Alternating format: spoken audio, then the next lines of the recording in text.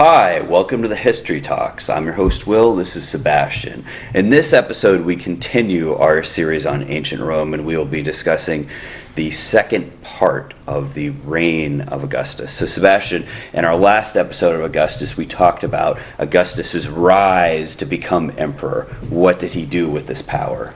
The governor of Macedonia, Marcus Primus, had declared war on a Roman ally in Thrace, which got him in trouble with the Roman Senate.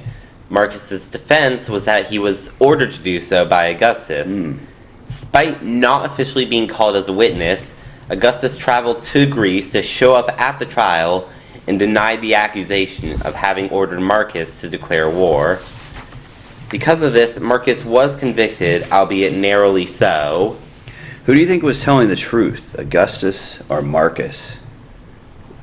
If Augustus had sent such a letter, we no longer have it, so we don't really have enough evidence to really say so.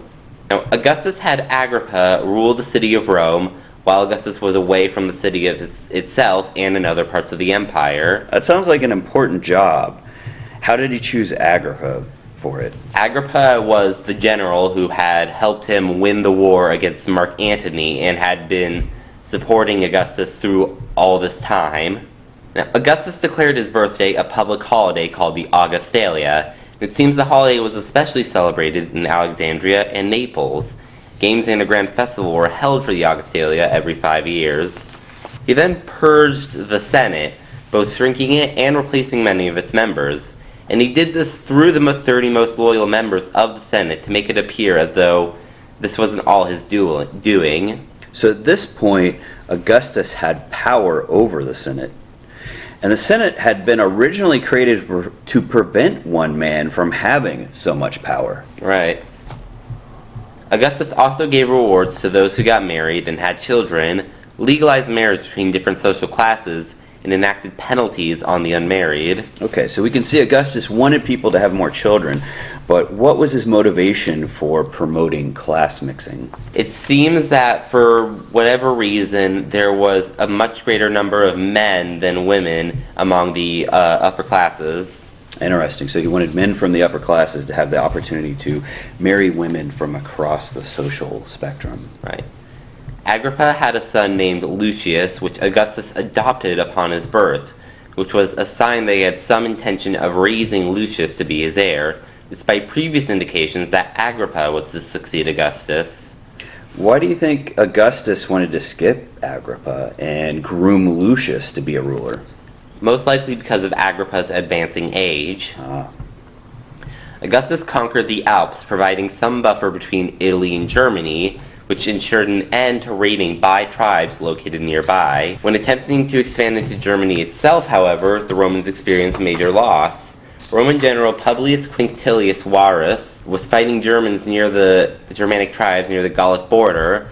However, the 3 entire legions under his command were defeated by a Germanic general named Arminius at the Battle of Teutoberg Forest. Why do you think the Germanic tribes were so effective at fighting the Romans, whereas other groups were not? Because the Roman armies were more used to fighting in the plains as opposed to the much more heavily forested Germany, where the Germanic tribes also had home field advantage in the ability to employ guerrilla tactics. So Arminius had the benefit of terrain. Yes.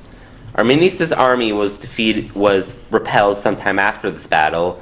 However, Teutoberg Forest still marked an end to Roman expansion into Germany, and any further conquest the empire would ever make would be few and would be rather swiftly retaken by the locals. Interesting. Who among the Romans was later able to push back Arminius? The one who led the army that, at least for a time, pushed back Arminius was Tiberius Claudius, the son of Julius Caesar's naval commander and a proconsul appointed by Augustus. Tiberius also ended revolts in the newly reconquered Dalmatia and the newly conquered Pannonia. A revolt broke out in Armenia, and Augustus, being 65 years old at the time, felt he was too old to deal with it himself and sent the 18-year-old Lucius, as well as Lucius's older brother Gaius, to put it down. However, both sons died, meaning all of Augustus's candidates for succession had died, all except for Tiberius. And Tiberius had just proven himself to be a very successful commander. Eventually, Augustus died. Some suspected his wife Livy of having poisoned him, but not enough evidence was found to convict her. On his deathbed, Augustus famously said, "I found Rome of clay, I leave it to you of marble." He left quite a legacy. He did.